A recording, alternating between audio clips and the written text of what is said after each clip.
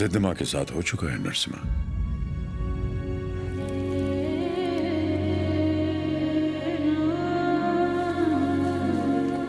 जैसा अकाला पड़ा है तुम्हारे बचपन में भी पड़ा था।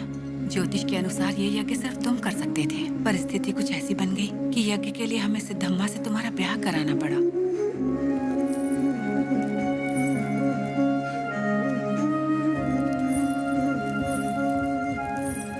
यज्ञ की खातिर हमने ये सब कर तो दिया, फिर पता चला तुम्हारी कुंडली में दोष है।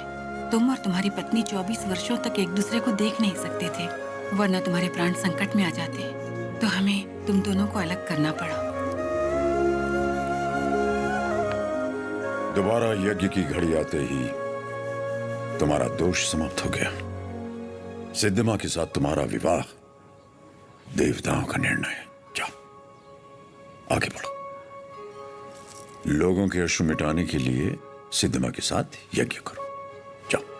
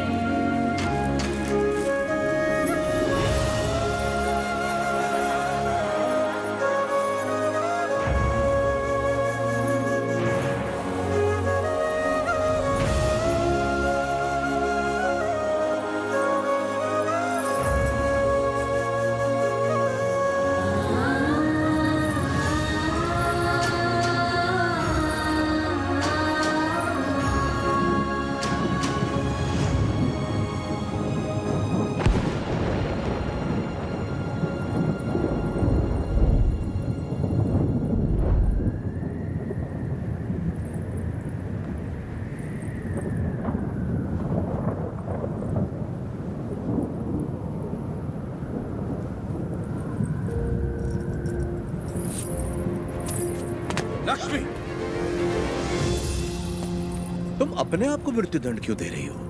अपराध तो मुझसे हुआ है, तो मुझे दंड दो। ये सब सहने की ताकत नहीं है मुझ में। ये मेरे साथ ही क्यों होता है? हमारे माता पिता तो ईश्वर चुनता है,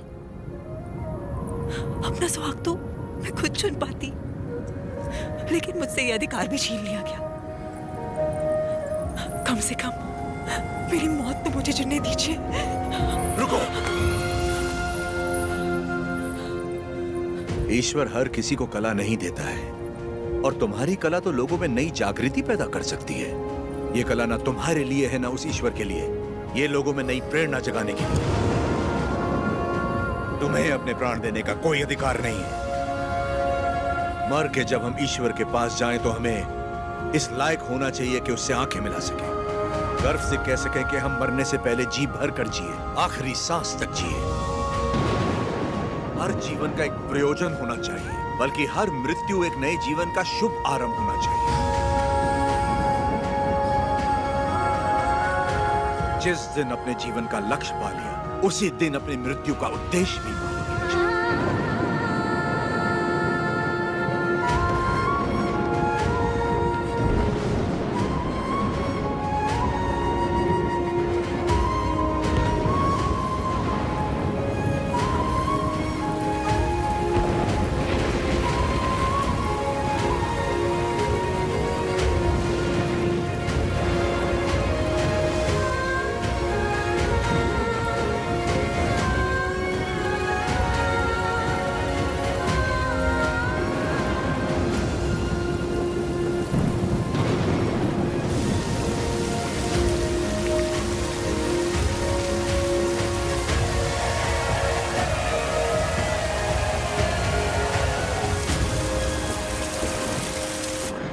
मुझे आपसे कुछ कहना है, कह सकती हूँ?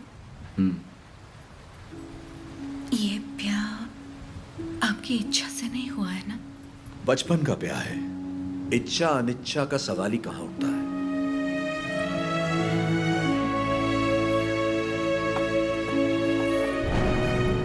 आपकी बात तो सही है, पर मैंने तो बचपन से सिर्फ आप ही को चाहा है। तुम्हें पता था कि हमारा ब्याह हुआ है? और क्या, मुझे तो बचपन से ही पता था। बचपन से लेके आज तक आप ही मेरे संसार हैं। आपके लिए न जाने कितनों से लड़ी हूँ, यहाँ तक कि अपनी अम्मा से भी। सब कहते थे कि अगर मैंने आपको देखा तो दोष लगेगा, इसलिए आपसे कभी मिल नहीं पाई। आप यकीन नहीं करेंगे, नींद खुलते ही पहले आपके बारे में पूछती थी। आपकी वीरता भरी कहानियां सुनकर बहुत खुश होती थी। हर रोज आप जिस मंदिर जाते थे मैं भी वहीं जाती थी। जैसे आप पूजा करते थे वैसे मैं भी पूजा करती थी। उस दिन उत्सव में जैसे ही मैंने आपको आते हुए देखा, मैं सरोवर की ओर चली गई। मुझे डर था कि अगर आपको पानी में भी देख लिया तो आपको दोष लगेगा। ये 24 साल मैंने कैसे गुजारे सिर्फ मैं ही जानती हूँ। मुझे सिर्फ उस पल का इंतजार था जब आपको जी भर के देख सकूं। यज्ञ के समय भी मैं आपको देख नहीं पाई, इस डर से कि कहीं आपको देख के रो ना पड़ूं। वहां लोग देखते तो क्या कहते।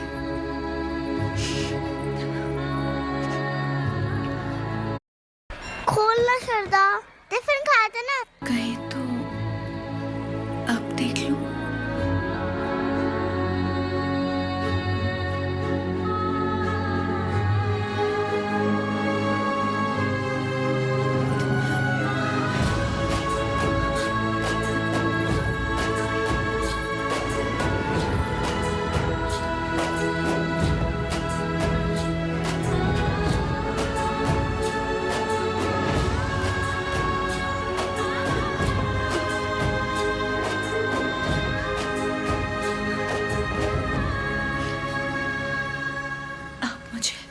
एक वचन देंगे?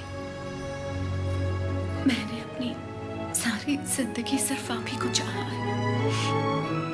मैं आपको कभी नहीं रोकूंगी, चाहे जैसे रहिए, लेकिन आप एक वचन दीजिए कि मुझे कभी नहीं छोड़ेंगे।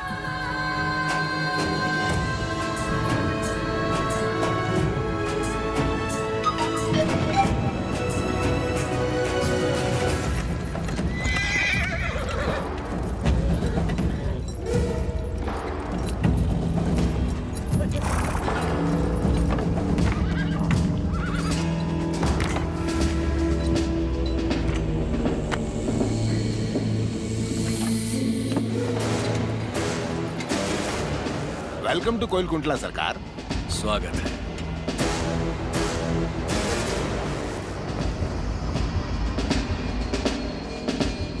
ये इलाका बहुत ज्यादा पीसफुल लगता है।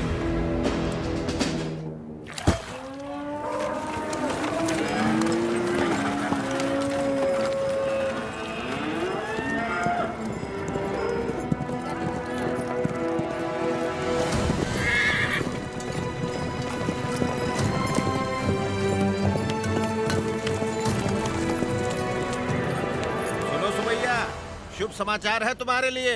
अब तुम्हें फसल पर लगान देने की कोई जरूरत नहीं है, बस जमीन पर देना होगा। भेजे में नहीं घुसी बात। अब से फसल पैदा हो या ना हो, जितनी जमीन है उतना लगान देना ही होगा। दया सरकार, हमसे तो फसल का ही लगान नहीं दिया जा रहा। ऐसे में अगर पैदावार न हुई तो कहां से देंगे लगान? तो फिर कानून के मुताबिक ये जमीनें हमारी। इन मजदूरों को इनकी मेहनत का जो बनता है दे दो रघुवंशाली। जी सरकार। हम मजदूर? सरकार, ये जमीन हमारी माँ है। माँ के बिना कैसे जिएंगे सरकार? कहाँ तक है तुम्हारी जमीन? उस पहाड़ी तक है सरकार, कुल 5 गांव। अपने जमीन को बचाने के लिए तुम कुछ भी कर सकता है। जान दे सकते हैं सरकार।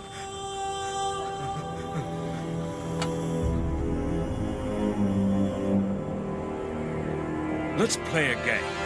यहाँ से जितने दूर तुम दौड़ सकता है दौड़ो। जितनी जमीन पर तुम दौड़ गए वो जमीन तुम्हारी हुई। बट हमारा घोड़ा भी तुम्हारे साथ में दौड़ेगा। अगर वो एक कदम भी तुमसे आगे निकला तो वहां से जमीन हमारी हो जाएगी।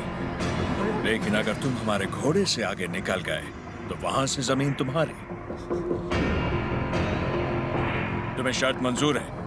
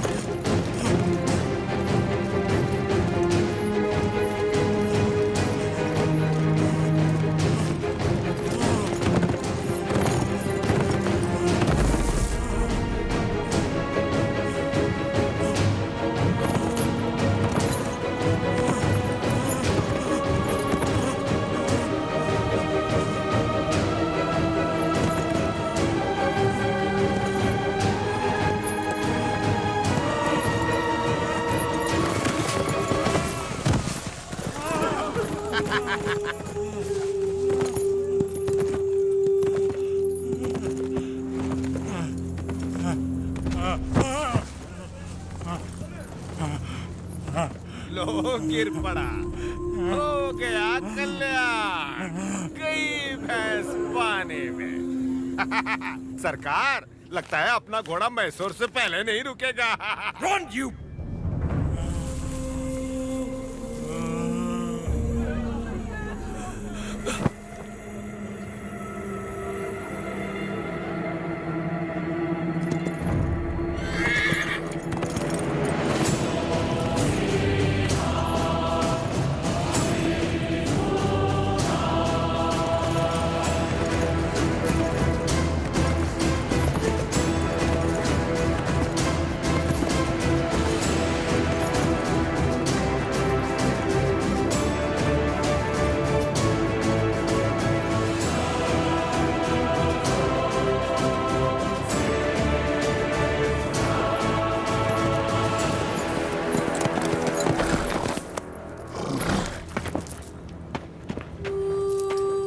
उठो सुबैया, ये लो,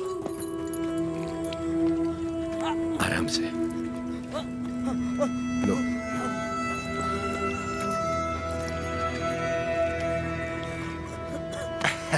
रेड्डी जी, आपने बोला लगान नहीं देना, लेकिन जैक्सन सर बोलते हैं आप तो पालेगार हैं ही नहीं। यानी नौसम का आपको गोद लेना नए डलहौजी लॉ के मुताबिक गैर कानूनी है, तो आप इस जमीन के कानूनी वारिस नहीं हुए।